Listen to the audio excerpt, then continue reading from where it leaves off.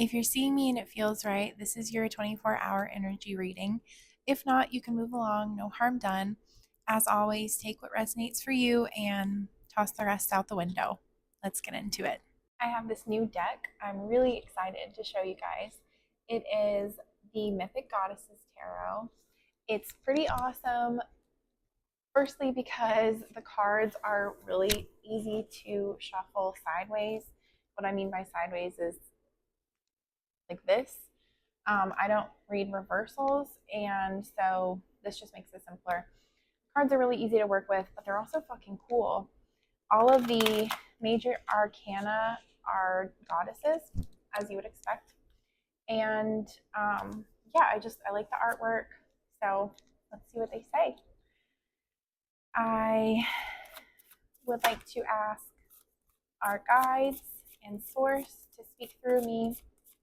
I invoke the violet flame to cleanse and clear my channel and give me the words the collective needs to hear. First off, we have the Seven of Swords popping out, and on the bottom, the Star. What an awesome combination. Oh, another thing I like about this deck, it has a one-word summary at the bottom of each card, and they're not always, they're all like in the same vein as, traditional understanding, but some of them, I don't know, they're just not what I would pick for the single word to describe a card. So it's nice to have that perspective. Anyways, so the Seven of Swords, this one says betrayal. And of course, the Star says hope. Interesting because I have taken a couple of days off, and the last reading we did had the Seven of Swords as well. So there is something coming that is, you might suspect it, you might not, but you're going to feel betrayed. It could be from yourself. You might be betraying yourself in some way by not honoring your boundaries. With the swords specifically, that's kind of what I would lean to. There is hope for this situation. Sometimes we're our own worst enemies, but we are also our biggest like champions, and no one is going to stand up for you the way that you do, that you can. It is on you to protect yourself and to set the boundaries that you need to make sure that you don't feel betrayed, that you don't feel like you're being walked all over. Boundaries have been coming up a lot lately. So there's hope, and that hope lies in you. How do I want to say this? I want to say like pulling your panties up, but that's not like, that's not an expression. Tightening your belt, that's not it either. Anyways, get serious about protecting yourself, and what you need to do to get into a situation where you are safe and loved. And that means, a lot of times that can mean we feel like we're being an asshole, but protecting yourself is what's most important. Okay, we have death. Awesome. On the bottom of the deck, we have the Eight of Pentacles, which says attainment. Necessary endings. What does death say? Endings. Yeah. So if you've been betrayed, again, so a lot of times betrayals are a double-edged sword. Somebody else has betrayed you, and you not only have to grapple with that, but you have to face this like guilt of you let it happen, which is like, it's so much to feel that of, I let this person into my life, I ignored these red flags. This might not be your situation, it's just an example, but certainly resonates for me. And this energy of like, I should have known better.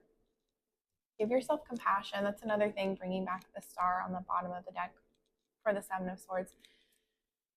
You deserve compassion, and empathy for the choices you made. If you had been able to do better, you would have. So you absolutely deserve that. And it's not, it's not like an instant fix for those feelings of guilt, but that is really, really important to affirm yourself in. After or as you're dealing with that as well, in some shit, in things that are no longer serving you. If someone has betrayed you, they do not deserve to be in your life anymore. And if you are in a situation where you are continually betraying yourself by not sticking your boundaries, what needs to die? What do you need to end so that you can stand up for yourself?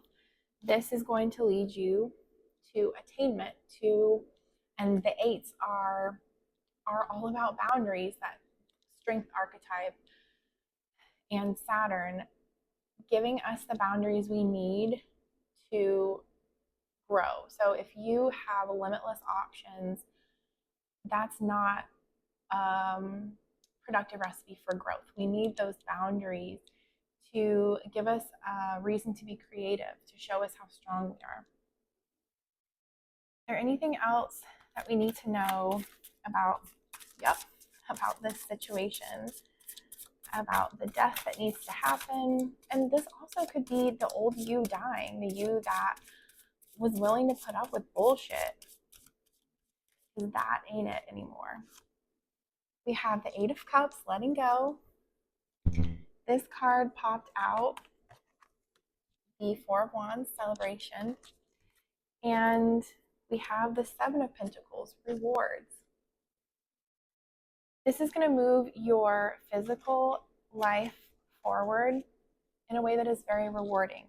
Being willing to walk away, let go of the guilt, let go of the shame, let go of anything that is binding you to the idea that things could have been different. This did not originally come from me. One of my teachers says this, but forgiveness is accepting that things happen the way that they happen, that nothing could have been different. Nothing can be different. It's done. It's over with. It's happened. Let go. And that brings us such a beautiful cause for celebration. And celebrate yourself for being this bad bitch that's willing to let what needs to die go, release, and step forward into this energy that is recognizing all of the work that you've done and recognizing what you do truly deserve. I love you. You're doing great. See you again soon.